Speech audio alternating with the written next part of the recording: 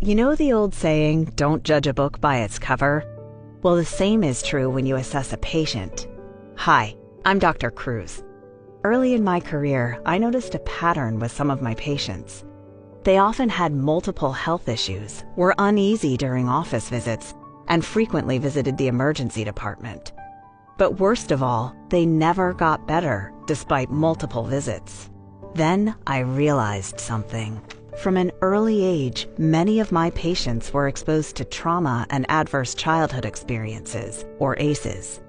This includes emotional, sexual, or physical abuse, violence, neglect, discrimination, poverty, and other adverse events.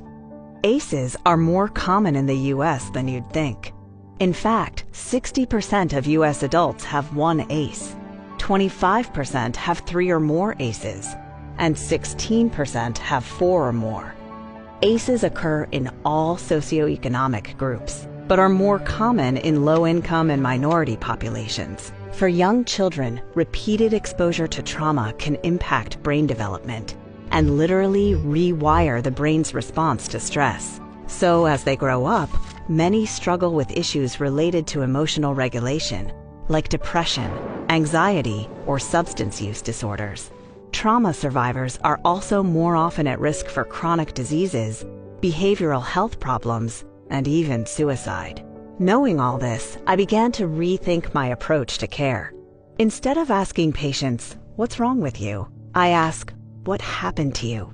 Recognizing that life experiences are often a root cause of poor health is integral to improving patient care. Trauma-informed care has helped me take these experiences into account, providing greater insight into my patients' needs and how to address them. Here are 5 key ways that healthcare organizations can gradually integrate trauma-informed care into their practices to help patients and staff. First, build awareness and generate buy-in. Involve both staff and patients in adopting a trauma-informed approach. Second, invest in a trauma-informed workforce.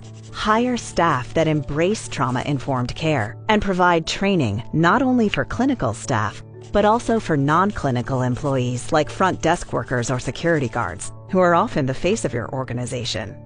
Next, create an environment that is safe and welcoming for patients and staff. Engage patients in meaningful ways. Ask how they feel and listen.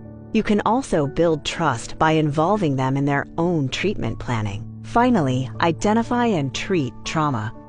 Consider a screening approach that works for your patients and ensure that treatments and referral sources are available. These changes take time, but each step improves our ability to connect with and care for patients. Today, our patients appreciate the changes we've made. Plus, our staff is more in tune with patients, so work is less stressful and more rewarding. Trauma-informed care. It can truly transform the caregiving experience from being treaters to being healers.